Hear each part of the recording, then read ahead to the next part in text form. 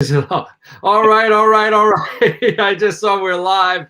Welcome in.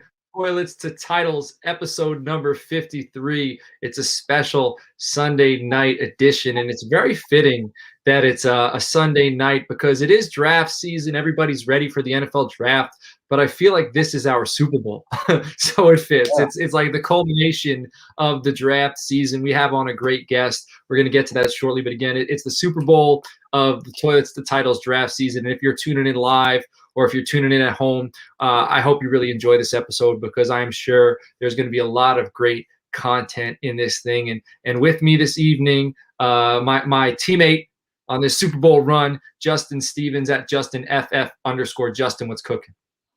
Hey John, thanks for the welcome. And I tell you what, man, I know I don't normally talk a lot during my intros because normally like I plan it way ahead and I have like a 2-minute long. This is what I did this weekend. I'm excited about the show, and then you say how you doing, and then I just fumble on my words and I have no idea what to say. But tonight, I actually do have something pretty awesome that happened this weekend for us as a show. I found out that we have an 11-year-old super fan out there that is a new Dynasty football all-star, at least a future Dynasty football all-star. His name's Micah, and he's out there listening to us right now.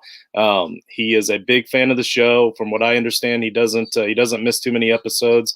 And his dad, Beryl, is a big friend of the show as well. So, matter of fact, Beryl won the autographed Gardner Minshew football card giveaway that we had. So I just wanted to give a shout out to Micah, say, hey, what's up, little buddy? Don't forget to message us, DM us if you have any questions, and we'll do all we can to help you out. Also, I wanted to say a good friend of mine, Kenny Vickers, I went to high school with him. We actually played high school football together, played on the same football team. And we both ended up having the same form of testicular cancer later on in life, which the odds of that are astronomical. Like I figured it up because the odds are pretty rare that somebody our age would get this form of testicular cancer. And then to have two guys on one 40-man roster get it, I figured up the odds at one time. I forget what it was, but it was one in many, many hundreds of thousands. But he has started a new foundation, the ONC. And I just wanted to throw it out there right now for our fans, just so that they know that they're in the future here pretty soon. I will very likely be running a league or doing something to help donate money to the foundation to that cause. That's going to be, Scott Fish does his tournament, his league every single year. And I mean, obviously there's no guarantee that we'll ever make it in. I made it in last year, so my hopes are not real high that I'll actually make it in this year because, it's kind of random for the most part, but they try to get people in that haven't been in a while. So if I do get in, it'll be for that. If I don't get in, then it'll still be for that because it's all about, bringing support to the causes out there. So it's called the ONC. I wore the shirt for it. It says, friends don't let friends fight cancer alone. So Kenny, I know he'll be listening to this show when it drops on the pod, but just wanted to show that support out there. And also a huge thank you to our guest tonight. I'm going to dip out, let you introduce him, and I'll be in the background if you need me, John. Excellent. All right, Justin. And, that's a great cause. I do want to give a shout out to Micah as well. Micah, we appreciate you listening. And I'm going to let you know if you're starting at 11 years old, you're not going to be you're going to be playing. There's going to be a lot more titles than there is going to be toilets. And I'm sure your dad has explained to you what the toilets are in this thing, the toilet bowl, the last place game. You won't be playing in many last place games, my friend. You're starting early. Keep it up and always send your questions to us. Everybody else, before I bring on the guest, I do want to let you know again, find the show on Twitter at Toilets to Titles. We're on Apple Podcasts, YouTube, Podbean, Spotify. We have a Facebook group at Toilets to Titles. Check that out. We have another group where we buy sports memorabilia when a family breaks. Also, again, we started a new podcast this weekend. Ben and Matt, they started a new Dynasty podcast. It's going to be under the Toilets to Titles channel. So it's going to be right where you get your Toilets to Titles episodes. You're going to be able to see theirs. It's T2T. Down Under Dynasty, episode number 1. So you do want to go check that out. And if you enjoy it, it's their first time doing this thing. So we'd appreciate it if you let them know you enjoyed it. Comment, reach out to them on Twitter and just let them know you liked it, because these guys are stepping into it, and it's a little, it's a little scary at first until you kind of get your, your legs underneath you. So I respect them so much for diving in. If you could go to our YouTube channel, hit the like button, subscribe. Leave us any comments. And again, if you want to get into Frankenstank, a few episodes ago, we did our Frankenstank podcast where we talked about our listener league. If you want to get into the listener league, the easiest way to do it is to give us a 5-star review on Apple Podcast, take a picture of it, submit it to us on Twitter, and chances are you could even get a free entry with that. So I think all the formalities are done. Let's start the Super Bowl. All right, let's bring him in. Let's bring in Matt Waldman of the RSP. Matt, thank you so much for joining us on this beautiful spring Sunday evening. How are you, my friend? I'm doing great. It was nice to hear Justin talk about what's going on there, and sounds like a great cause. And I'm looking forward to all the success that he can get from that in terms of making that thing, something viable that will be helpful to others. Definitely. Justin, I can say, from hands-on experience, Justin's a great friend. And I know that his buddy, he's going to be fighting for that cause. And so he's a great friend to have in your corner when you're going through something. So I can definitely say that. And I've only known him for a few years, so I can only imagine the support he's been given to the guy at home. But Matt, I do want to introduce all the listeners to you. Okay, they can find you on Twitter at Matt Waldman, and I suggest if you're on there, you follow him. He's a rookie. He's the creator of the Rookie Scouting Portfolio. He's a Footballguys senior staff writer, and his YouTube channel, you should go check it out. I'll put it in the show notes. It's youtube.com/user/the film rat. Again, it'll be on our show notes, so if you don't write it down, you can go on there and click it. But Matt, can you tell us a little bit about the Rookie Scouting Portfolio, when you got it started, kind of how it's progressed, and where they can find it now? Sure. The RSP, or the Rookie Scouting Portfolio, is a 16-year-old publication. It comes out every year. Every April 1st, there's a pre-draft, and then I update it with a post-draft publication a week after the last day of the draft. And what it's designed to do is the pre-draft's designed to give you a look at pure talent. I don't incorporate what any expected draft capital or draft position into the player's talent. I'm not looking at trying to decide what round they're going to go to. I just want to look at the player's film and study it with a very strict criteria and detailed criteria of what I'm looking for at each of the positions that I study, which are quarterback, running back, wide receiver, and tight end. So I'm giving you a football-based study of each of these players. I study between at least 4 games, usually 8 to 12 of each of the 150 players that I study. I have a defined criteria of what I look for with each position that's written out in a glossary so that you could do this yourself if you had the time and wanted to do so. And then I use a weighted scoring system, and this is something that's evolved over the years because I implemented this system based on best practices that I learned as an operations manager and quality director at a larger company, and had to learn some sort of certifications to really measure employee performance and build on that so that you could take something that's subjective and try and make it as objective as possible in terms of the criteria of how you look at it. Because what you want to be able to do in theory is that if I had multiple people studying a player, I'd want them all at least knowing that they're on the same page about what they're looking for. There's some things that it's fine that people have different opinions about how they view a player. That's not a big deal. But if they're not looking at the same criteria the same way, and they're the same, and they're on the same team, then you have some problems there that's low-hanging fruit that you can eliminate that variation. And that's the type of thing that I do just watching the games myself, so that I can make sure that I'm looking at the same thing with every player. And that if I can't answer a question yes or no in terms of what I'm looking for with that player, then maybe I need to change the question. Maybe I need to add some questions. Maybe I need to figure out some things that I need to learn to get better. And that's what I've done over the years. So this started off as like, I don't know, something that I thought I would do for dynasty leagues and fantasy football when I was writing at a site called FF Today back in 2006.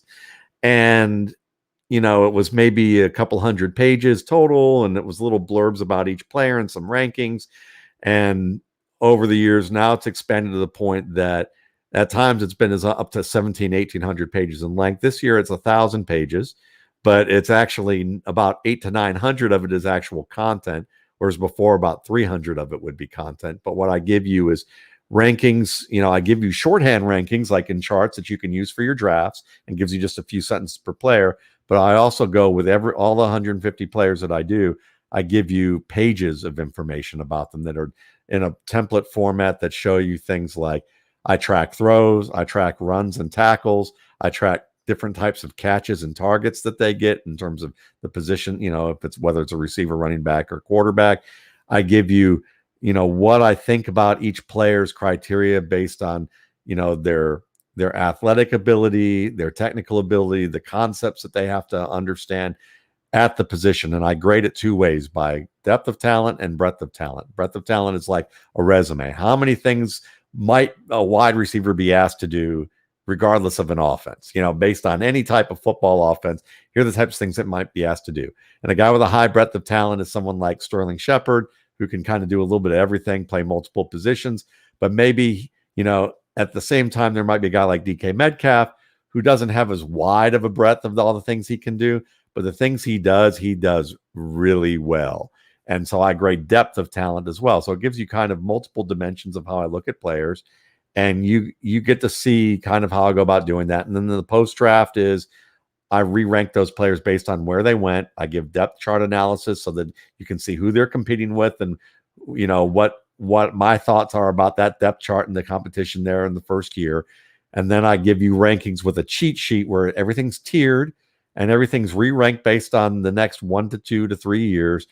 And I give you like a sweet spot that is my ranking versus the average draft position of leagues that I've tracked within that first week of the NFL draft. So you can see if I ranked Patrick Mahomes above the other quarterbacks, and we know he's going to sit a year because Alex Smith was there, then I would say, okay, I still have him ranked number 1 overall because I think he's that talented, but you can probably get him, 18 to 20 picks later and still get value out of it. Or Nick Chubb, if I had him over Saquon Barkley, same type of deal, knowing went in the second round and they didn't know what was going to happen with the status of that team. I give you that kind of reasonable advice so that that I'm looking at it from a fantasy lens, and you get that plus an updated newsletter from June through December once a month. That's, gives you updates on what I think about these rookies from things that we can discern from training camp or games, as well as the next year's class, give you previews of what I'm looking at as I'm studying these guys. And that's all available for $21.95 at mattwaldmanrsp.com. And a percentage of that actually goes to an organization called Darkness to Light, which is an organization devoted to preventing sexual abuse of children, as well as addressing it when it unfortunately happens, so it doesn't compound the issue that often it can when people don't understand how to handle it when a child says this happened to them. And they train universities, little leagues, municipal organizations, and individuals. It's a great organization, has 100 out of 100 on Charity Navigator, which means most of their money goes to helping the cause and not padding the bureaucracy of the organization. So they're really good, and I've been giving to them since 2011. We've already given $4,000 this year. Probably will give another $1,000 before it's up. Man, that's heavy. That's great stuff.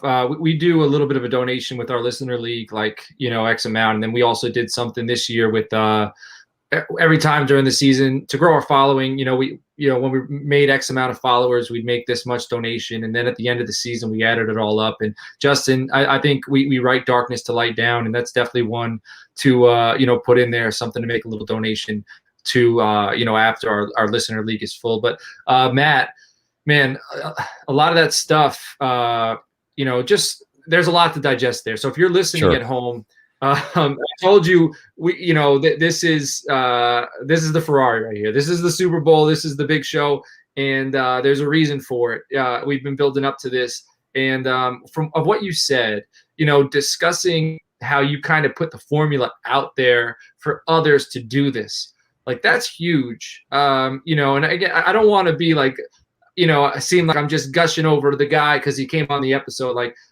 I'm just saying facts. Like it's one thing to do something, but it's one thing to also lay out the formula for others to do it. And that is very much appreciated, because I know when I first got started, I'm just a fan. I love football. I played it my whole life. I wasn't good enough to play, at a higher level, so I just became a super fan rather than a super player, right? And I would just watch film because I enjoyed the draft, and then I got more into it, and I just would continue. It started out with just watching highlights, but then I wanted to take another step because I fall in love with guys. It depends on the music they're playing. It depends, whatever. Like the highlights are very jaded. So now I'm watching game film, and I'm writing down notes, but I don't really necessarily know what I'm looking for. And then having a formula like that and learning to develop a formula and to kind of watch each player under a similar lens, I think helped me take another step. So the fact that you put it in there, I think that's worth so much right there, especially if you're somebody who's looking to get into scouting just for fun or just for fantasy football, right? Fantasy football is, there's a lot of money in that. And if you're somebody who's playing Dynasty and you're trying to win, you can win leagues by being successful in scouting and drafting. Like that's huge, because now you're drafting players, you're getting good value. You could trade that value to get even more value. Like there's so much in that we could discuss. But having a process is great. And but now the draft is Thursday. It's coming right down the pipe. So there's a bunch of players I want to discuss with you, and I'm sure you got tons of opinions. And I want to get to that. Before we get to that, I got to do one more read. Want to let everybody know. Today's episode is brought to you by Primetime Sports Talk, your top source for all major sports content, including DFS, fantasy advice, and great gambling tips. Be sure to head to primetimesportstalk.com to check out their in-depth analysis, exclusive articles, fascinating interviews, and explore the rest of their amazing podcast family. Again, primetimesportstalk.com. Your go-to spot for sports content. All right, Matt, we are ready to roll. Before we talk about 2021, I want to do a little history with you. Who are your favorite prospects that you would say? I know you're a big Nick Chubb guy. I know you're huge on him. I was pretty high on Chubb as well, so I loved that. But who are some of the top prospects, your favorite prospects that have ever came out that you've talked about in your RSP? Well, certainly Chubbs and Mahomes are two guys that I've talked about and had really rated very highly. But I also liked guys like Cooper Kupp out of Eastern Washington, who was, I thought, a really dynamic player in the slot, who I was a big fan of. But I could go back to guys like Matt Forte and Ahmad Bradshaw, Steve Smith of the New York Giants, who I thought was a really fun player who made Matt Leinart look great in many cases. Before his knee injury kind of derailed his career in New York. Those are examples of that. Dennis Pitta was a fun player to watch. There are so many, but I mean, I would have to say that, those are guys that I really liked. And then there's some just lesser named players. Spencer Ware would be an example of a player that I really liked out of LSU, who really, he got drafted late, really didn't, had to kind of work his way through to become a viable player, and then injuries kind of derailed that for him, for Kareem Hunt, to really pave the way for him. But there's a lot of players like that I just enjoy watching. And usually the common thread is that they're tough, they're smart, they're versatile, they're good at being able to make last second adjustments, not just based on technique or athletic ability, but based on what they see on the field. Like they integrate disparate things about their game and make plays that can't be rehearsed. And those types of players, a lot of those players are like that I mentioned. Yeah, that's great. It's fun to go back and kind of recap some of the guys that you have liked in the past. Unfortunately, with me, I have a few in my most recent memory that I was a big fan of. Kelvin Harmon. I thought that guy was going to be a home run, and I pretty much had him everywhere. And that didn't. I feel like the bigger wide receivers are kind of being phased out. Like you can't just be big and physical now. You got to be big and you got to be able to get open. Like you got to be able to create a target for your quarterback. And not necessarily sure Kelvin Harmon is able to do that. But Matt, speaking of guys that I've missed on, who are some players that you are very high on that might not have hit yet, but you're still holding out hope? Like you think these guys, it could be coming down the pipe for, player X or player Y? That's always an interesting one there. I mean, certainly I think Irv Smith is in that kind of pivotal year where I think he's going to get his shot and we're going to see, better production out of him. I'd like to say that what we saw of Dante Pettis year one is more indicative of what he can do heading into year three, but I don't think the Giants are going to give him that level of a chance, but I'd like to see him get that shot. Hakeem Butler was a guy that I was really high on, and I think a lot of people have just written him off as not being good because he didn't even get a crack in Arizona, and then Carolina, he didn't really get a crack either.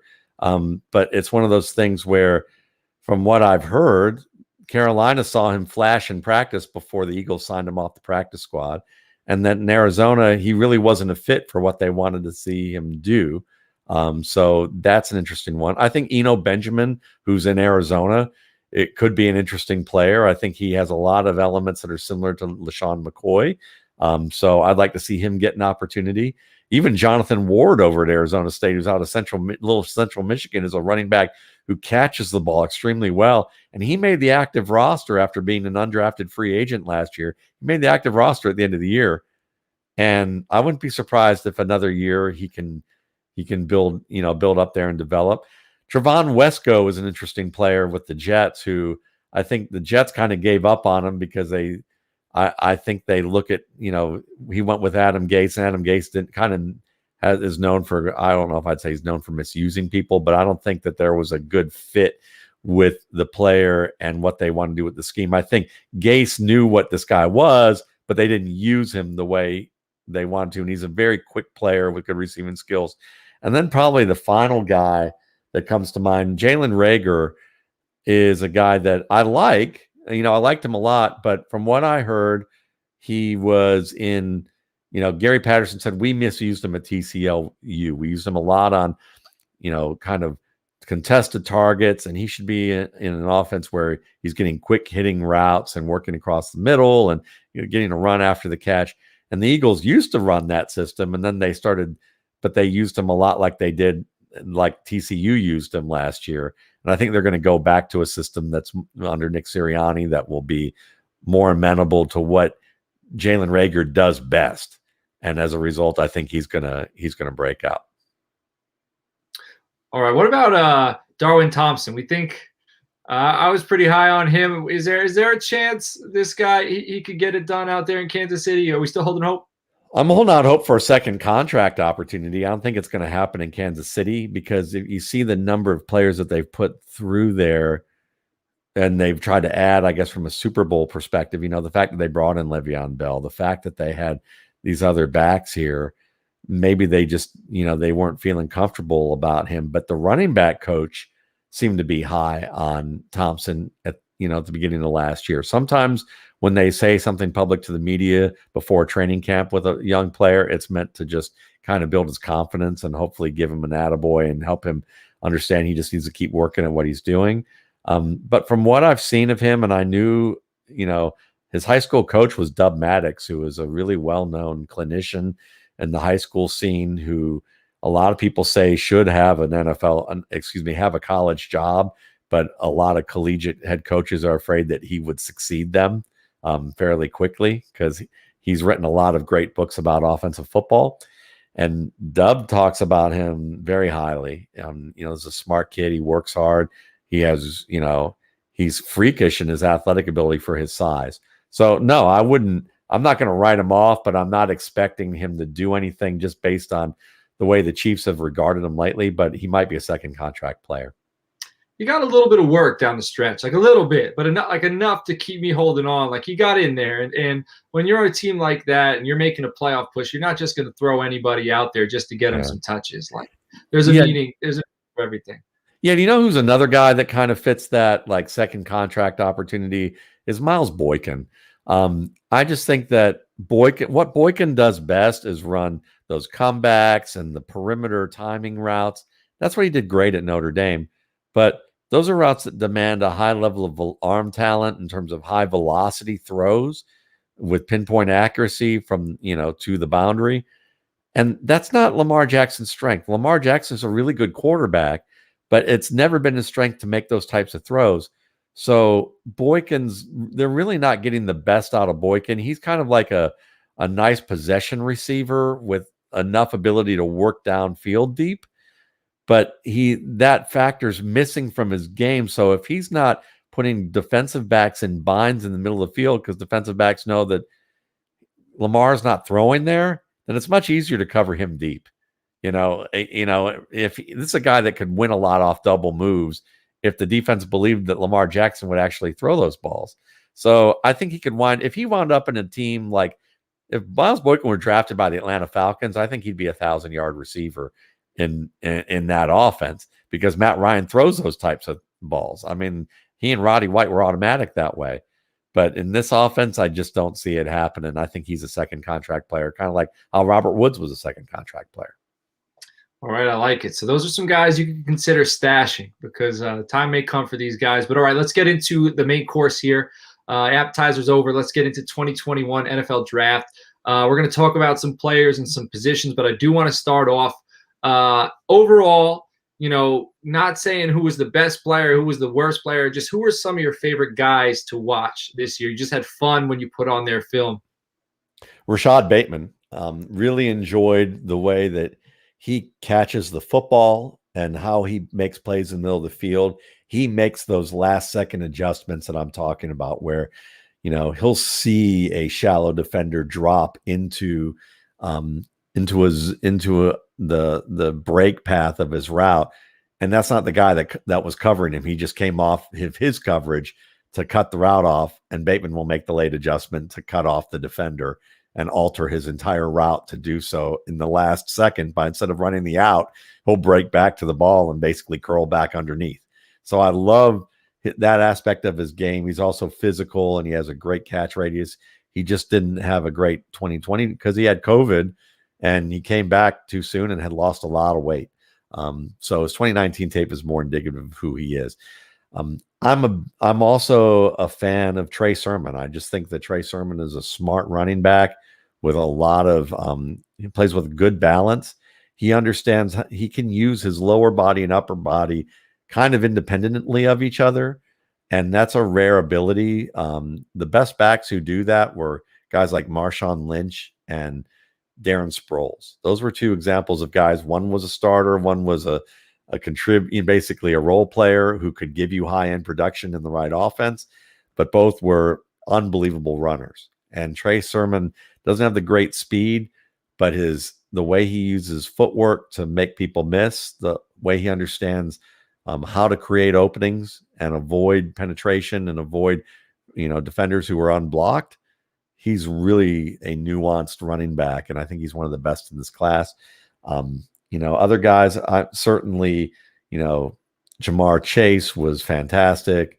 The way that he plays the game, he's so versatile in what he can do, and he plays at a high level in pretty much everything that he does. Jalen Waddle, I think Jalen Waddle, if it weren't for Chase, Jalen Waddle would be the best player in this class. I think that what he does at top speed is tremendous. Did you say you think if it wasn't for Chase, he'd be the top player in this class? Like yes. The whole class? That's big. The whole class of skill players that I study. Yes. Okay. Still. Yeah. Okay. But I think, yes, I think Jalen Waddle could be the ultimate weapon in this class. And if you get him on a team that is anywhere remote, doesn't have to be on the level of the Chiefs, but has enough weapons like the Chiefs to allow Waddle to be used in a gadget-like way, like Tyreek Hill, but in a way, but he can be more than that, just like Hill is more than that. You could just really create nightmares for defenders because he wins the ball in tight coverage. He's tough. He's clutch. He understands. He's technically sound. He's a better version of Henry Ruggs. A lot of people compare Henry Ruggs to that. But, whatever. I like Trey Lance. I think he's tough. I love that Trey Lance is someone who understands how to really execute an offense. He reads short to deep, which a lot of people didn't realize. And that's a more difficult way to read the field, especially for a college player. And when you look at his tape, there's plenty, he doesn't have high-end production and a lot of people who, especially fantasy players, look at production as a metric. To me, that's understandable if you're playing like very conservatively to avoid outliers that might hurt you. But if you're looking at talent, production has nothing to do with talent, because otherwise Bishop Sankey would still be in the league. Brandon Whedon would still be in the league. You know, Darren McFadden would have been an excellent football player year after year after year, you know, or, you know, Jones. Yeah, exactly. Or Tevin Coleman. The fact, you know, here's a good example of what I'm saying. Tevin Coleman, I remember the year, you know, I said he wasn't a great outside zone runner. He played outside zone. So people were like, what are you talking about? He played outside zone in Indiana. Yeah, but when you project to the NFL game, he didn't play outside zone all that well, because when you'd watch him, he'd have 20 something carries against Ohio State and have 178 yards, and 85 to 95% of that yardage came off of 3 carries. That's not going to do it for you if you want to be a top running back to get the tough yards and be able to show that you can make big plays. He can out-athlete people at Indiana. And that there's a difference between getting great production and being a consistently good, reliable player. And he's never proven he could be that beyond a big play running back 2 in fantasy. But like for the team, he's never been the lead back. He's never been able to keep that opportunity. So, you know, when I look at players from that perspective, that's why I look at a guy like Waddle and, you know, or who's I saying, Trey Lance, who didn't have great yardage production, but when you look at what he did in context of the game, it translates very well to the league. I'm a Mac Jones fan too, as well as Justin Fields. I think this whole Mac Jones or Justin Fields thing, these are guys that they're equally good in different ways in how they express their quarterbacking. And San Francisco would be lucky to get either one, if you ask me. So those are examples. And of course, the tight end out of Florida was a lot of fun to watch as well.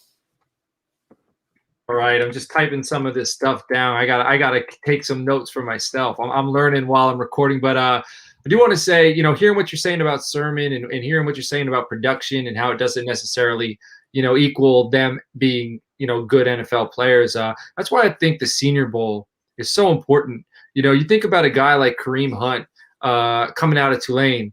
You know, he came to the Senior Bowl. I wasn't sure if he's just a guy or if he's a guy who can produce, and, you know, goes there, dominates top level production. And it's, you know, I love seeing these guys, no matter, you know, where they come from, big school, small school. I love seeing them, even if it's just a week.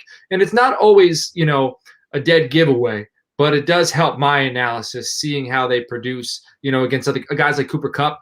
You know, Cooper Kupp coming out of, where was he, Eastern Washington, like middle of nowhere, comes to the Senior Bowl and just dominated. It was pretty clear after he was at the Senior Bowl, Cooper Kupp can ball. You know, he's going to be a productive NFL player. So I'm a Trey Lance guy. I enjoy that you're high on him. You know, Bateman, Sermon, Waddle. All right, so now we're going to move on to running backs before we get into wide receivers. What are your thoughts on the big 3 running backs? How do you have them ranked? I think it's pretty close. I'm not sure how high you are in Javonta Williams, Najee Harris, ETN, Javonta Williams, unless you have another guy up there in your 3. What are your big 3? How do you have them ranked? Well, you know, Trey Sermon's my number 1 back. So a lot of people don't know that. And but I've been kind of doing that a lot, talking about that a lot lately. So yeah, he's my top ranked back pre-draft. And that seems like a crazy take for a lot of people because no one else seems to have that. But it seems like when I talk to people who also talk to NFL people, the feedback I get after I have a show with folks like that, they're like, yeah, I've heard scouts say that they think he could be the best back in his class in 2 to 3 years.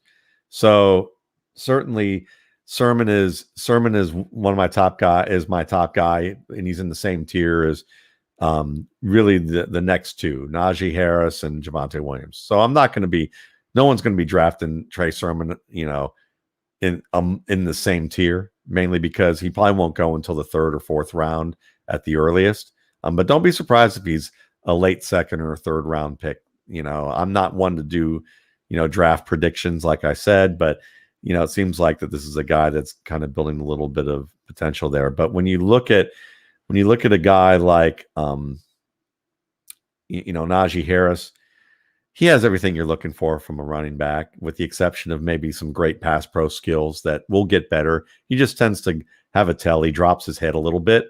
And it's one of these things where when you drop your head into an interaction, a defender can see that you're telegraphing your intentions, and they can push, pull by you, rip you aside. They can swim over you. They have a lot of opportunities to make good against you. So he's got to learn to play with a little bit more balanced. When he doesn't do that well, he's a good pass protector. He obviously can catch. He's one of the better receivers in the class, even in the middle of the field. So I like that. I like that his ability to, break tackles.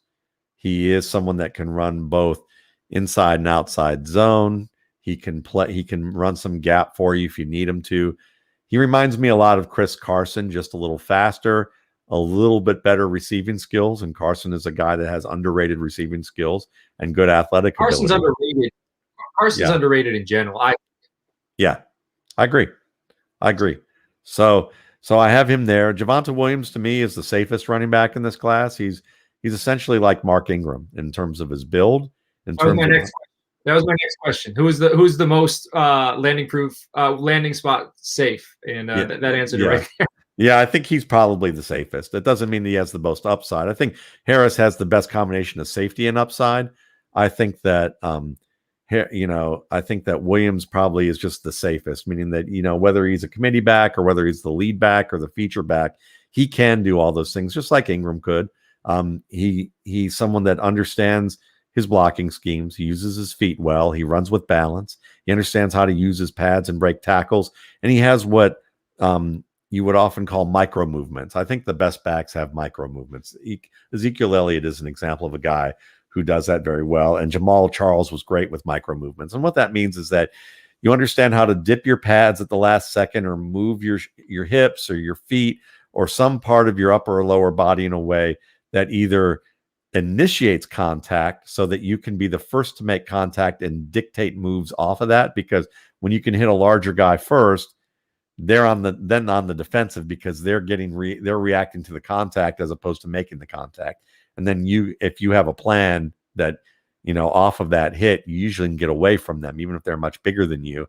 And Charles was great at that. He would usually dip his shoulder at the last second, deliver a hit, and then spin off of that. Ezekiel Elliott will use the shoulder to either dip away from a reach of a defender penetrating, or he'll dip his shoulder into it. And Javonta Williams does this well too, where he can deliver the hit, and the angle of which they deliver the hit, they know that with the angle that they're hitting, they can either ride over the top or get under a defender or be able to bounce off the man in a certain way based on the angle of how they deliver it and do it at the last second. So Williams is very good at all of that. He doesn't have great speed, great athletic ability, but it's good for the NFL. It's decent enough to start in the NFL, and his conceptual and technical skills as a player make him a guy who could play for, if he stays healthy, the next 7, 8, 9 years, like Mark Ingram did, and deliver consistent production for you once he gets going. Etienne, I think, is the most volatile player. He's the guy that he could give you a Reggie Bush like, career. Maybe if he really blows it out of the box with great blocking, maybe he could prove that he's more Chris Johnson-like. I don't think he's on that level, but I think he's more like a good version of what we saw with Reggie Bush. Catch the ball well. He's functional breaking tackles. He can make you miss, and then he can win, with big plays in the open field. But he's the one most likely to rely on that athletic ability too early and think he has to make a big play. And like most guys what's that?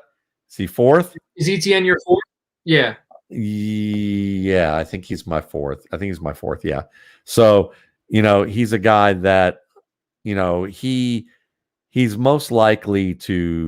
a guy most likely to try and out athlete people like he did early in his career, meaning that he doesn't press the crease as deeply as he should, or maintain the design of the play and get the tough yards because he thinks he has to try and get the big play. Sometimes in the NFL, just like with a quarterback who learns eventually that taking that short dump off is sometimes the more valuable thing to do to keep your team on schedule than it is to like go for the big play all the time and end up taking sacks or throwing interceptions. a lot of running backs like Miles Sanders, C.J. Spiller, Darren McFadden, Lawrence Maroney, even LaShawn McCoy and Jamal Charles, they all had to learn, a lot of them didn't, but some of them, as we see on that list, had to learn that they couldn't just bounce things outside or cut back, that they needed to get those tough 2 to 3 yards or that tough 1 yard instead of losing 3, so that the defense knew and respected that they were going to follow the play and not just try and outrun them. And when that happens, defenses then honor how deep you press a crease, and then you can get yardage off of that. And so I think, Etienne is the most likely back of the top guys to fall back into those bad habits that we saw Miles Sanders do early on, and then eventually fix. And I think that if anyone does that, it's going to be Etienne. If not, if he doesn't have this issue, he could be very good to begin the year, and be just as good as the other two if they all get great opportunities. You have any thoughts on what are your thoughts on Jamar Jefferson? He's a guy I like a little deeper at running back. Yeah, what do you think about him? I like him too. I think he could be. I jokingly call him toss because that's his best play. Is that he runs the toss play very well to the outside. He's very smooth. He has that kind of gliding gait to him, like Robert Smith of yesteryear with the Minnesota Vikings. He can get to top speed very smoothly. He has potential to be a more powerful runner than he is. He doesn't drop his pads optimally, and I'd like to see him use his pads a little bit better. He tends to hit people kind of chest high, and while he's big enough to get some movement against some linebackers occasionally when he gets downhill like that, if he used his pads as well as, say, like a Sermon or any of the other backs that I mentioned, he could really be a dynamic runner. He could be a nice player. And I think he has potential to do that down the line, but I don't think he's quite there yet. But he has some potential as a zone runner. You could use him on gap plays right now. He sees the field well. So I think there's a lot of promise for him to be at least a contributor in this league. All right, I like to hear that. All right, my next question, we're going to move on to wide receivers. The question was going to be Devontae or Waddle, but you already answered that question. So I'm assuming you got, Waddle and Chase 1, 2. I'm assuming your 3, 4 is Devontae and Bateman, or Bateman might be your 3, Devontae's 4. Let's hear like your 3, 4, or 5. Who are those guys? Who do you have third? And then who are the next 2 in line? Sure, I have Bateman third, and we talked enough about him pretty much. He can play slot or outside. I think because he lost all that weight at 190, when I thought he was at his listed weight at 210, I was thinking of comps like Michael Thomas and Keenan Allen like type of players. But I think the player that he should be compared to more is maybe CeeDee Lamb, because CeeDee Lamb can play inside and outside. He's in that 195, 200 range at best. That's probably where Bateman's going to land. They're both really good runners after the catch. They both can win contested plays and have great catch radiuses, and they can make the tough plays over the middle. So there's that. Number 4 is Devonta Smith. I think Smith certainly poses some risk because of his size, and it's not simply because he's small, but it's that he's going to have to, because he's small, he has to develop great plans on how to avoid getting pinned to the boundary against physical and patient corners. And there are a lot more physical and patient corners in the NFL than there were in the SEC. And while he beat SEC corners, some of the top athletes who were patient could slow him down at times with certain types of routes when they pressed him. And just because they didn't always press him all the time doesn't mean that it was because Smith was unpressable. Or that he beat them. It was because there were different things with the scheme that were important in terms of, maybe what defenses were doing where they had to go away from press. But when you look at a guy like, I just want to make sure everybody's still here because it seems like folks left. Everybody still here? We're here.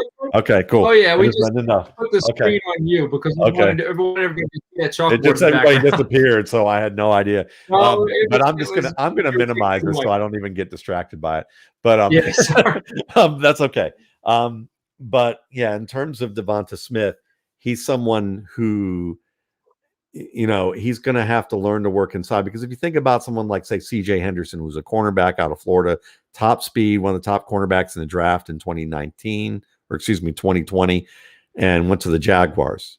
He wasn't like an unbelievable cornerback his first year. He had a lot to learn, but he was one of the best SEC cornerbacks in 2020. So in 2019. So when you think about the 2020 SEC cornerbacks that were able to get the better of Smith on some reps, you realize that they're going to have some work to do too. So, Smith is a guy that if he can learn to release inside on plays that he normally releases outside and work his way back towards the boundary, or that red area, which is between the numbers and the boundary, he'll be a little bit better in that regard. But, I think he's going to do that. I think that, if you are a dynasty player who plays the odds, then you're going to be worried about his size and him holding up. But there are a number, of the top 12 to 16 players I've kind of tracked who've had, top 36, top 12, top 24 seasons. More than half of those guys were small receivers like Julian Edelman and Deshaun Jackson and, players like that. Antonio Brown, these aren't guys that were over 200 pounds. So, when I look at it, I wouldn't be too concerned about him.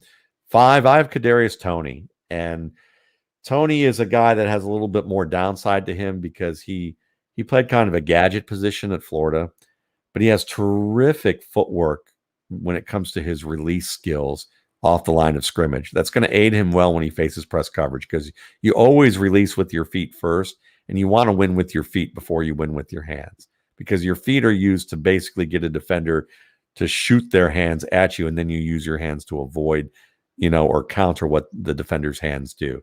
So he has a great collection of footwork. He tracks the ball at a high level for a wide receiver. You can track it over his head, and it's very difficult for receivers to track the ball directly over their head. I'm not talking over their shoulder, but directly over their head. He can do that well. He does it well on punts. He does it well on vertical routes.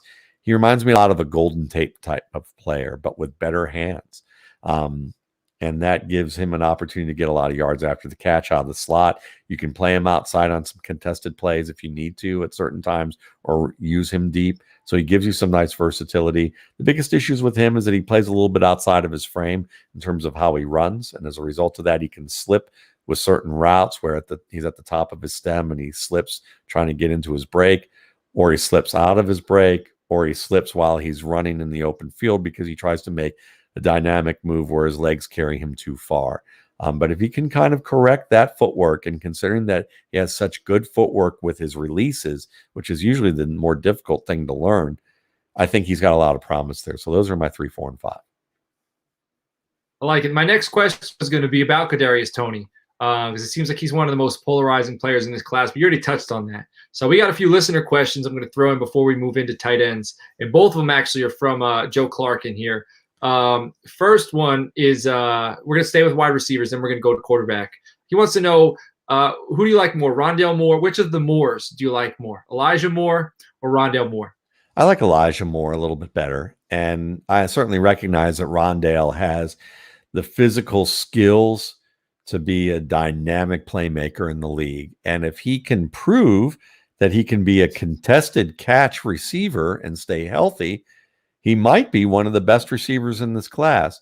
But from what I've seen on tape, I haven't seen evidence of him making those Steve Smith, Carolina type of plays where he's catching over the back of defenders and taking hard contact and winning the ball.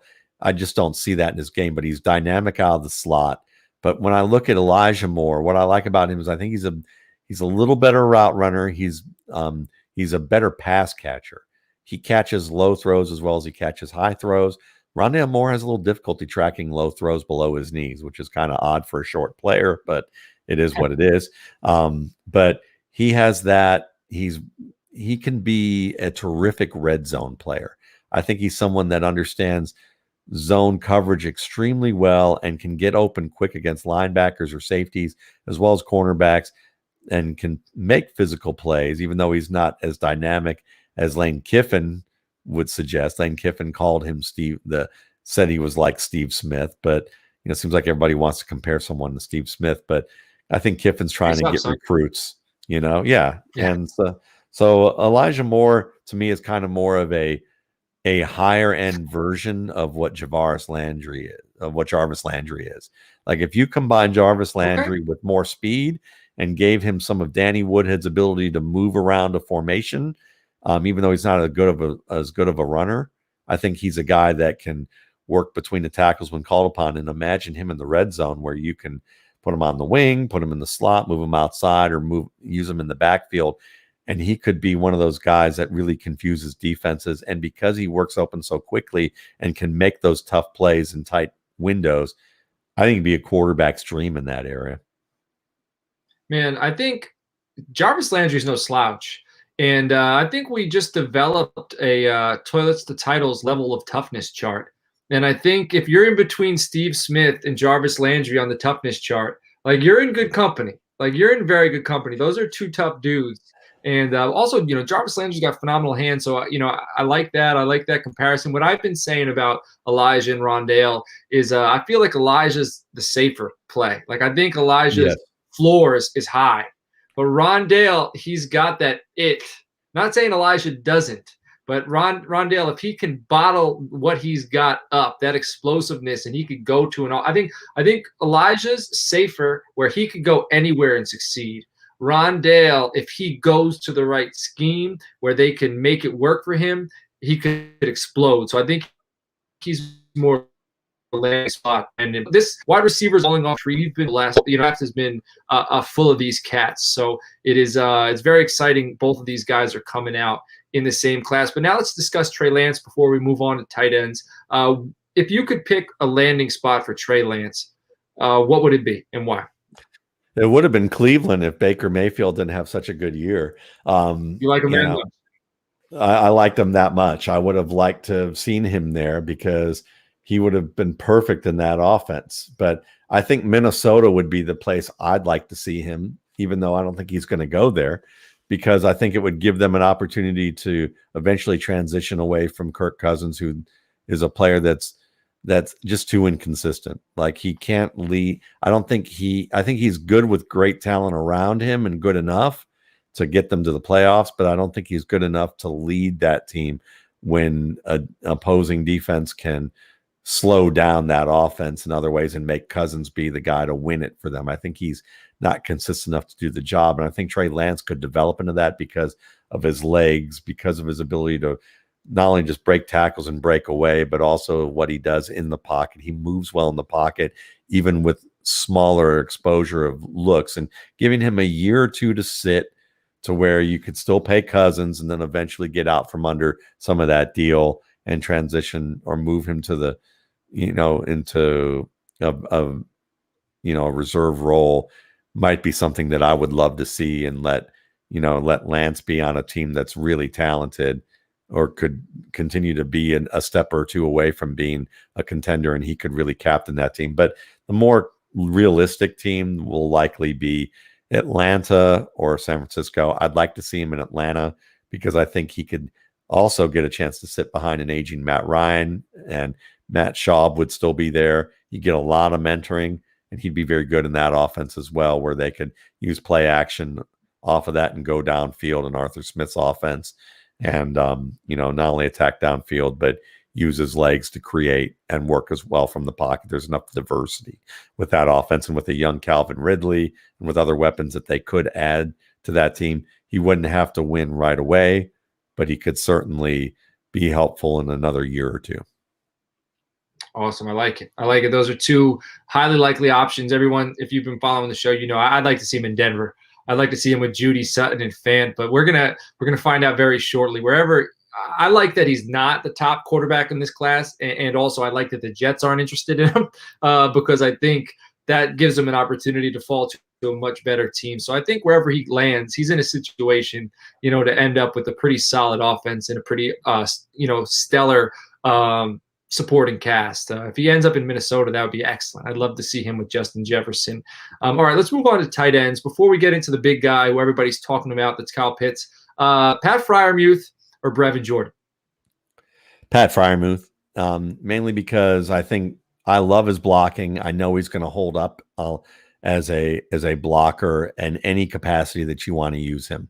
I've heard people joke that he's Rob Slokowski as opposed to Baby Gronk, and I like the Rob Slokowski moniker more. But I don't think that's as much of an insult as people give it, because he is slower, but he is someone that's very fluid like Rob Gronkowski, and he catches the ball well. He can take contact. He can break tackles. He's more like Heath Miller, maybe, and Heath Miller's a guy that didn't have a lot of great fantasy production because he served as Ben Roethlisberger's bodyguard most of the time. But when they did decide to throw him the ball, he could be a top 12 guy. And if he ends up in Jacksonville, which I think could be a real strong possibility, he's a guy that could be a nice check down option who occasionally goes up the seam and wins the ball in either contested or up the seam off a play action. And I know that he's going to be able to do the job as an inline guy. I like Jordan, but I worry, kind of like Irv Smith, is this bubble about to burst with these guys who are not quite big enough to be inline guys, even though they can block well technically, but can't hold up against the bigger players? Are they going to get enough usage to be the guy? It depends on the offense. And I don't know if an offense like Minnesota is going to do that for Smith. This is going to be the make or break year for him for it to happen. They're going to give him that shot. But so I like Jordan just after Freiermuth, but I like Freiermuth a little more. Awesome. All right. So there you have it. He's your two. So now Matt, again, he's one of the members of the Toilets to Titles crew. He's actually hosting our new kind of step. We have a second show now, the Down Under Dynasty show, and Matt's handling that. Matt put in a question in here about Kyle Pitts, and it's actually referring to the RSP. So I'm going to read off the question. He wants to know, is Pitts actually underrated? He said, people seem to think he is a poor blocker, though the RSP notes his blocking is underrated and can improve. If Pitts goes to Atlanta or somehow the 49ers, is Mike Ditka's record for rookie tight end production, does it have a chance of being broken? He said from the RSP, it remains an annual tradition to inform you that Mike Ditka remains the standard bearer for rookie tight end productivity. So he wants to know, can it be broken if he lands in the right spot? If he lands in Atlanta, he's going to have a better chance, because I think that they will use him as, a kind of like the way they used Delaney Walker. And Delaney Walker was used in a way where you could line him outside in the slot. They're going to use him as a weapon more so than as an inline tight end. And I think that's the thing. I mean, he can become an inline tight end for you and block for you. But I think any team that takes him, most teams that take him and they're going to take him early are going to consider him a Jimmy Graham-like weapon.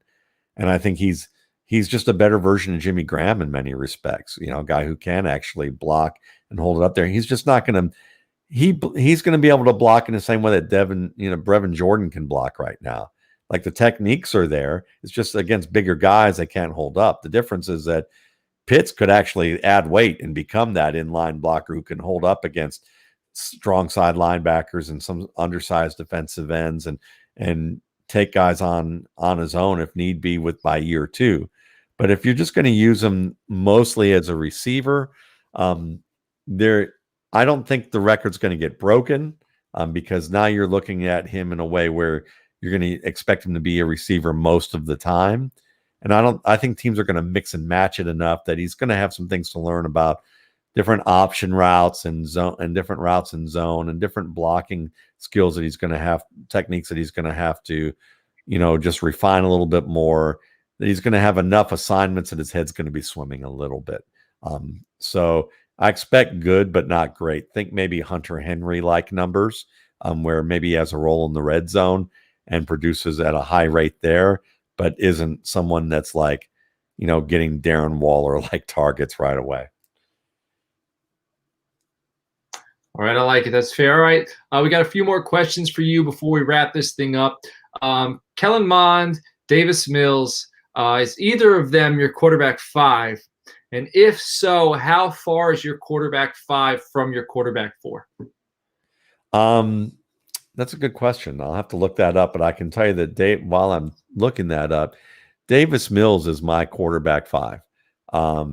And he's a player who, when you look at his game, where would I look at this here? Okay, here we go. Mills is a guy that, to me, he has potential to develop into a starter. I just did a film room on him at my site, mattwaldmanrsp.com, with former NFL scout Dan Harmon and my buddy Mark Schofield, who's a former quarterback at Wesleyan. And we talked about what Mills has to learn to become a starter, how far away he is, and we give you lots of tape examples of that. I'm a fan of what I've seen from him. I think that he's someone that can, he reads leverage pretty well. He has the arm strength you're looking for. He's someone that can avoid pressure in the pocket. He makes late adjustments. He has certain inaccuracies with specific types of throws that may never get better. But even if they don't, there are things that they can work around some of those types of throws. Like they're not killers for his potential. But when and for me, he's at a level where, he's a tier below the other guys in this class. Okay. I'd say Trevor Lawrence is in a tier by himself. No, Trevor Lawrence is at the top of Trevor Lawrence is at the top of a tier. Trey Lance is at the low end of that tier. And then I have Mac Jones and Justin Fields at a tier that is at the upper end of the tier, where Davis Mills is maybe at the lower end of it or at the high end of the next tier. Okay, I like that. Now, just by hearing your breakdown of Davis, another question that's not on the notes, so I apologize, Justin. Going into the draft, who would you say you were higher on? Who do you like better as a prospect, Davis Mills or Jimmy Garoppolo? As a prospect, like when they were coming out? Yes. Yeah, when they were coming out. I'm a little higher on Davis Mills because Jimmy Garoppolo, to me, had a knockout factor in his evaluation. And I don't use knockout factors very often. But he's a guy that he turtled under pressure, meaning that like when pressure got close to him, there were throws that he would rush, he'd alter his process. He'd even kind of like drop his head and just kind of get into the fetal position a little bit with certain types of throws. He did that a lot at Eastern Illinois. He didn't do it as much in San Francisco, but you see it happening occasionally. There's certain pressure that just causes him to self-destruct. A lot like Blaine Gabbert, who was a player I learned my lesson about with that. So Garoppolo, I didn't trust on that level. He has beautiful technique as a thrower, but, he wasn't, it's not that he was afraid of pressure, but he just overreacted to it. And Davis Mills doesn't have that problem. So I think he's more of a blank palette to build off of. All right, I'm not saying I'm a predictor of things, but Jimmy Garoppolo won the second round to the New England Patriots. And I think it's a possibility. Davis Mills, it could happen. You know what I mean? It could happen. So he might walk in the Jimmy Garoppolo footsteps, but hopefully, if so, works a little bit better for the New England Patriots. But I do want to know, let everybody know, we've created the Toilet Titles toughness scale. And we've just added Jimmy Garoppolo as a level. And hits at the bottom. So based upon Matt Waldman's analysis, we got Steve Smith, we got Jarvis Landry, Jimmy Garoppolo. There probably is going to be steps lower, but that's what we're working with right now. Me and Justin will get to working on that toughness scale throughout the offseason. We'll get it to everybody, so you know how you can rank your players. But all right, Matt, we got one more question before we let you go, and this is the $1 million question, my friend. This is the big question everybody wants to know. If you had to guess, who is this year's James Robinson? I'm putting you on the spot. I'm sorry. I should have let you prep for this, but no, I'm just thinking about that. Take your time. This year's James Robinson. I would say it's not going to be a running back. It doesn't have to be a running back, does it? It can just be a surprise player, right? That's fair. Surprise. So who's this year's like? Either a running back one, wide receiver one, tight end one, like who's the breakout guy you're going to be able to get late, possibly as a free agent after dynasty drafts? Like who's that guy? Yeah, that's a good question. gosh. Give me a quick second here. It's funny. I don't have available what I usually have up Take your here time for myself to just kind of look at some notes. So let me see if I can find it here. There it is. I've been if looking you for weren't this taking for a the while. time, like if it didn't take you a while to figure this out, it wouldn't, like this is the type of question where we definitely there needs to be some thought into this, because this could be the thing that separates this episode from a bunch of other ones. If we could figure it out right here on Toilets and Yeah. Titles Breakout, we Yeah, can help I from the think top. I think we'd help people more just by helping them make good picks early. But let's say, Yeah. but from that perspective, since we are playing the lottery here, and we're Yeah. having fun doing that, let's That's see. fair, but I get it. That's Yeah. I would say a guy, let's see, who would be a guy that I want to mention in that realm? Yeah. Okay. So at running back, let's go with running back just for the heck of it, because that's the one where, people get hurt, and then, you can get it a later round, and then people feel pretty good about them. It's not as it's not as low of a pick as what you're going to get when you had James Robinson out of this. But I'd say a guy who has a chance to be that kind of player, it's either going to be Josh Johnson out of UL Monroe, who's kind of a Devonta Freeman type of player. Or if we go a little higher, I'll say Khalil Herbert, who reminds me a lot of Dalvin Cook, who might get drafted in like the 4th or 5th round. Right, that's value. That is value right there. If you can get a guy like that and he produces for you, in year one, that's good. So Khalil Herbert is out of Virginia Tech. I know he transferred to VT. I forget where he was before he went to Virginia Tech. Kansas.